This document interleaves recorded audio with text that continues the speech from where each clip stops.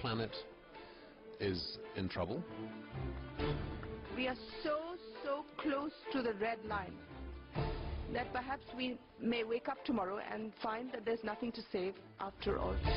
The issue of livestock and meat is not only a diet issue, it is an environmental issue. The destruction of the environment by using large areas of land to feed cattle or pigs is actually taking up an awful lot of land that could be used to produce far more protein if it was vegetable protein. Making animal protein is wasteful. It is creating a lot of greenhouse gas emissions. 50% of our national greenhouse gas emissions come from the agricultural sector, primarily in the form of methane.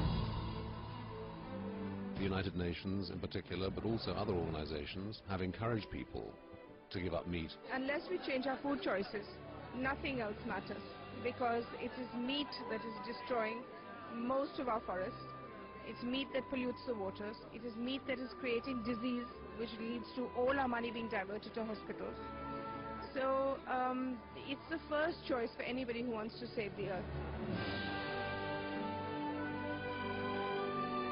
It will, of course, be new kinds of consumer behavior and lifestyles. And all of us, government, business, civil society, individuals, all of us have a major part to play.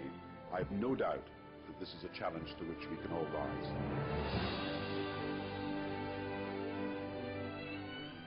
The earth we leave for our children must be safeguarded.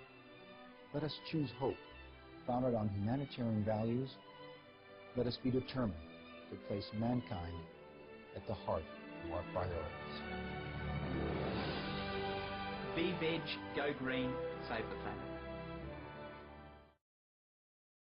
The Humane Society of the United States says swine flu viruses are on an evolutionary fast track. They say pigs are forced into tiny cages and unable to even turn around. It's so stressful on the animals that their immune systems cannot fight infection. A 2-year study by the prestigious Pew Commission on the impact of factory farms came out this time last year. It concluded that factory farms pose unacceptable risks to the environment, animal welfare, and public health. Bird flu experts say this breeding ground for disease, known as the factory farm, may provide the perfect environment for a harmless virus to mutate into a deadly virus. The recent outbreak of Pfiesteria, a microorganism 1,000 times more potent than cyanide, spawned from millions of gallons of raw hog feces and urine, poured into rivers, lakes, and oceans, turning their ecosystems into unflushed toilets, is proving the most alarming. Threatening sea life and humans alike, Pfiesteria has killed over 1 billion fish, the Southeast's largest fish kill on record, and it's spreading. This water-based Pfiesteria invasion stands as one of the worst outbreaks of a virulent microorganism in U.S. history. It is a level 3 biohazard. Ebola is a 4. AIDS is a 2. And this bug mutated as a direct result of our mass consumption of animals. Grain goes in and waste comes out. This waste finds its way into our oceans and water supply systems, contaminating the animals that live in it, as well as those who eat from it. And some of the larger meat processors and grinders in this country are unconscionable and border on the criminal.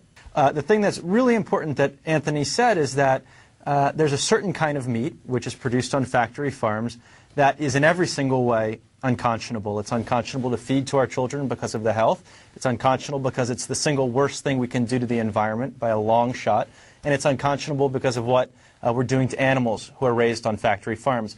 What Anthony didn't say, and I wish he had, is that 99%, upwards of 99%, of the animals that are raised for meat in this country come from factory farms.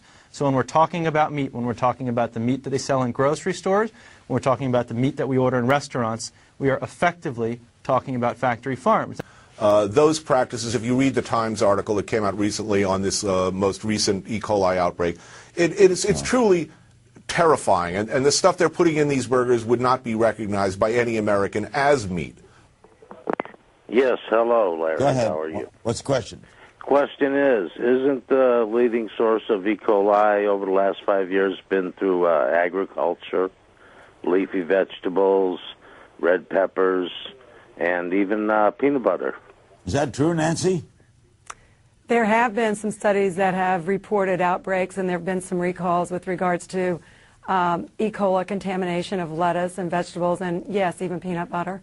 Well, Nancy, though, surely you know that the CDC has said all of those, the primary source was animal agriculture. It may be true that the vehicle was spinach, but if we're wondering where E. coli, and we know where E. coli comes from, right? It comes from poop. It's not coming from the spinach. It's all coming from runoff from factory farms. I wouldn't argue with that. I would say that, again, that's pretty much outside of the realm of my expertise. Because one of the things that a plant-based diet does that's not generally known, we can cure heart disease now. Well, Paul, very simply, the message is that we are learning more and more about how diet influences the risk of cancer. And this is one more bit of evidence that says if you eat a lot of red meat or a lot of animal fat, you are at increased risk of getting cancer. On the bones of nervous cattle, many of them drenched in their own urine and feces. It's an image workers here did not want us to record. We can't have it going at all. American beef producers are nervous themselves these days. Grisly images of sick cows being abused and dragged through their own manure forced this plant to shut down in February and recall 65 million kilograms of meat, the largest beef recall in U.S. history. They're walking around in manure. U.S. government beef inspector Trent Burhow says the lack of safety and health standards in slaughterhouses would shock consumers. None of us really know how safe the meat supply is. How many people are going to have to get sick and or die before the government steps it up in regard to consumer safety protection? Now, a leading authority on global warming says we need to turn vegetarian if we're to save the planet. According to the UN, turning vegetarian would have a major environmental impact. Meat production is responsible for 18% of global carbon emissions. That's more than the transport industry.